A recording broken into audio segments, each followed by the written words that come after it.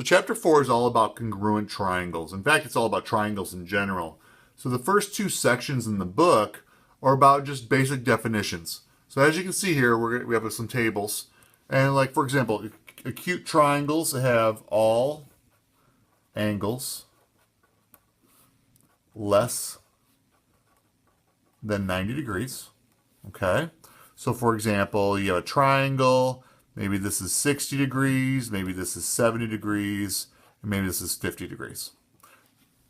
A right triangle has one angle that is 90 degrees, like a right angle. So if it's a right angle in your triangle, it's a right triangle. So drawing a right triangle is pretty easy. Just put a little right angle in it. Obtuse angles, you probably remember. Obtuse triangles are the same thing. One angle is obtuse. So for example, let's say you draw a triangle like this. This might be 110 degrees. Doesn't really matter what the other two are, but at least one of them's got to be obtuse. Equiangular. You can probably guess what that means. That's right, equal. And angular is exactly what you thought it was. A triangle with three equal angles. Three equal angles. Not only are it three equal angles, all the angles are 60 degrees. Okay?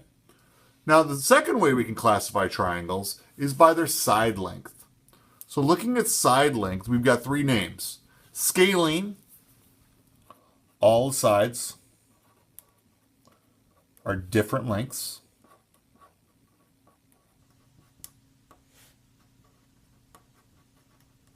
Like a 3, 4, 5 triangle. Isosceles have two equal sides. For example, it might look like this with two equal sides. Just a note here, the equal sides are legs, and the one that's not equal sides, that's the base. That comes up in our homework. Equilateral, again, we're back to equal. Lateral is all the sides are equal. For example, boom, boom, boom. Three equal sides. So after we have the basic concepts of angle and side lengths, the other thing we can think about is what kind of special stuff can we talk about triangles in general. For example, the triangle sum theorem and its corollaries. In any triangle, the sum of the interior angles is equal to 180 degrees. You might have known that already. So for example, if I got a triangle and I know that this is 70 degrees and I know this is 60 degrees and I don't know this one, well, it's got to add up to 180. So 180 equals 60 plus 70 plus the mystery number. So that mystery number in this case would have to be 50 degrees for that to be true. In a right triangle, based on this general idea of 180 degrees for all three angles, the two acute angles have to be complementary. The reason why that is you got a right angle sitting this. We know this is 90 degrees, and we know it adds up to 180. So the other two angles, let's say it's A and B have to equal 90, so that way the total is 180. In an equal angular triangle, all the angles are equal, and they all measure 60 degrees, like I said earlier.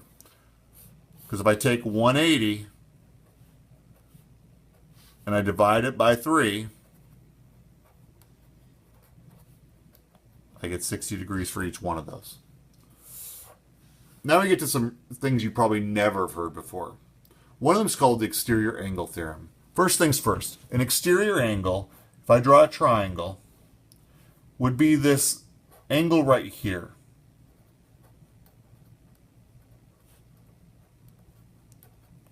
Looking at the exterior angle and this interior angle, what do you notice? hopefully you notice that they are supplementary. It's a linear pair.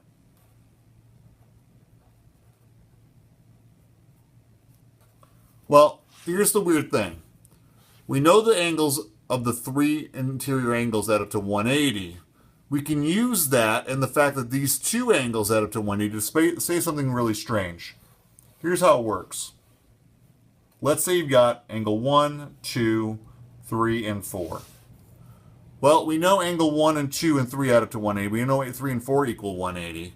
Well, what if we do some math magic here? What we end up being able to say is that this angle 4 equals angle 1 plus angle 2. And the reason is this whole idea of 180. So an exterior angle of a triangle is always equal to the non-adjacent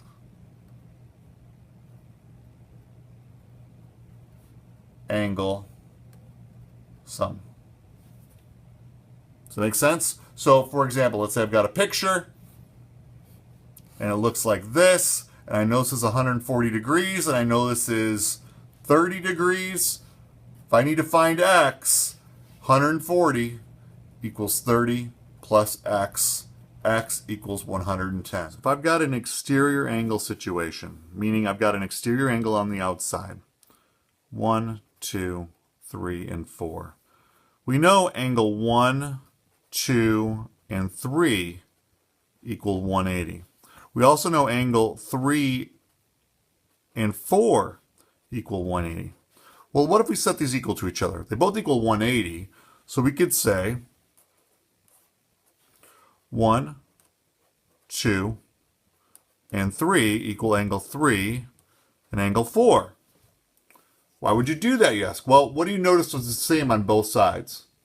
Angle 3, that's right. So if you subtract angle 3 from both sides, you get this angle 1 plus angle 2 equals angle 4. That's that weird situation we were discussing.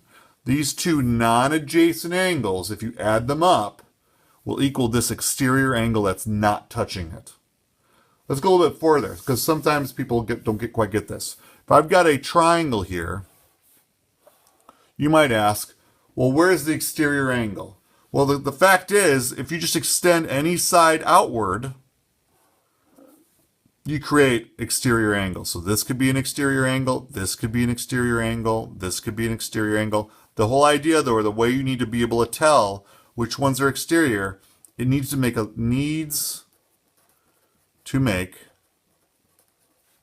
linear pair. If it doesn't make a linear pair, you can't call it an exterior angle. Okay, the last idea that I wanted to present today is the third angles theorem.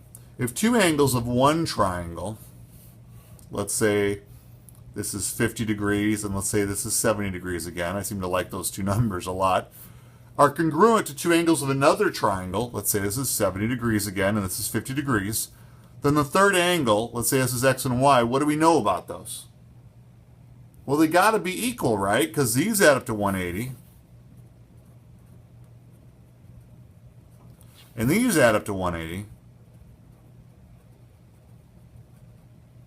Well, if they both add up to 180, then those two numbers are really identical. In fact, these two triangles are similar to each other. So the third angles are congruent, is what I was looking for here. If two angles of one triangle are congruent to two angles of another triangle, then the third angles are congruent. And I'm going to put in parentheses here, the triangles are similar. So that was the first lesson of Unit 4. If you need to, rewind and look at it again. See you in class.